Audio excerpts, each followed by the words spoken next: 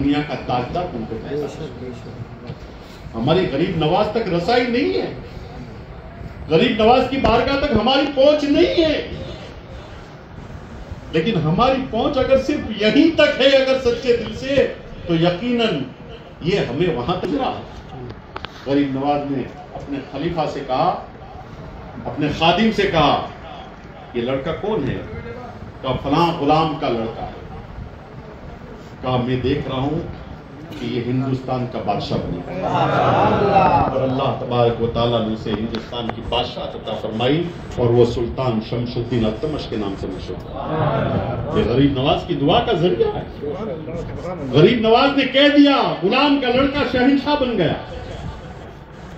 اور کیسا چاہتا تھا غریب نواز کو؟ تو چاہتا تھا وہ بات تو الگ تھی، لیکن غریب نواز کے چہیتے خلیفہ حضرت خواجہ قطب الدین بختیار کاکی رحمۃ اللہ تعالی علیہ کو کیسا چاہتا تھا کہ آپ کے جتنے شہنشاہ کے درباری تھے وہ حسد کرتے تھے قطب الدین بختیار کاکی سے، حسد کرتے تھے کہ بادشاہ کے بہت قریبی ہے، بادشاہ کے بہت خاص ہے، ان میں اتنی ایسی تو کیا خاصیت ہے، ایسی تو کیا خوبی ہے کہ بادشاہ جب یہ تشریف لاتے ہیں تو کھڑا ہو جاتا ہے، اپنے تخت کو چھوڑ کر کے ان کا تخت اپنے اوپر سے لگاتا ہے، اس کو بٹھاتا ہے، اتنی عزت دیتا ہے، ایسی تو کیا خوبی ہے۔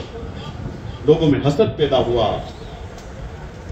بادشاہ کے جتنے بھی وزراء تھے، جتنے بھی حکیم و حکماء تھے،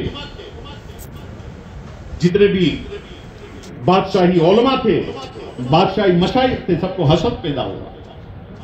لہذا سازش تیار ہوئی کہ حضرت قطب الدین بختیار کو بادشاہ کی نظر سے گرایا جائے۔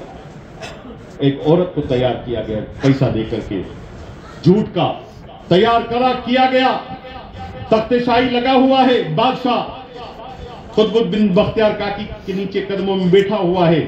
اچانک وہ عورت آتی ہے اور عورت آ کر کے الزام لگاتی ہے کہ تم جس کو عزت دے رہے ہو، جس کو اپنے سر کے اوپر بٹھایا ہوا ہے، اس نے میرے ساتھ غلط حرکت کی ہے، اور وہ غلط حرکت کا پرینام یہ ہے میرے پیٹ میں اس کا بچہ پل رہا ہے۔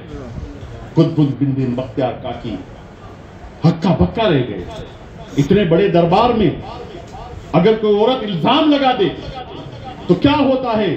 بڑے پریشان ہو گئے، بڑے گھبرائے، اور گھبراہٹ میں، پریشانی میں اپنے پیر کو یاد کرنا چاہیے۔ یہ سکھایا ہمیں قطب الدین بختیار کاکی۔ ایسے پریشانی کے عالم میں اپنے پیر و مرشد کی طرف توجہ کی، خواجہ ہند الولیت رسول غریب نواز کی طرف۔ کیا دیکھتے ہیں؟ آنکھیں بند کی، آنکھیں کھولی، قطب الدین بختیار کاکی نے دیکھا کہ ان کی نظر کے سامنے غریب نواز تشریف لائے۔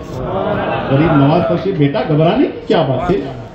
الزام لگایا بادشاہ سے کہ اس نے کیا الزام لگایا ہے کہ میرے پیٹ میں قطب الدین بختیار کاکی کا بچہ ہے۔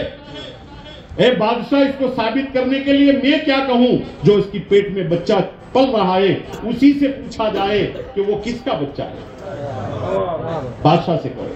بادشاہ کے سامنے زور میں آ گئے۔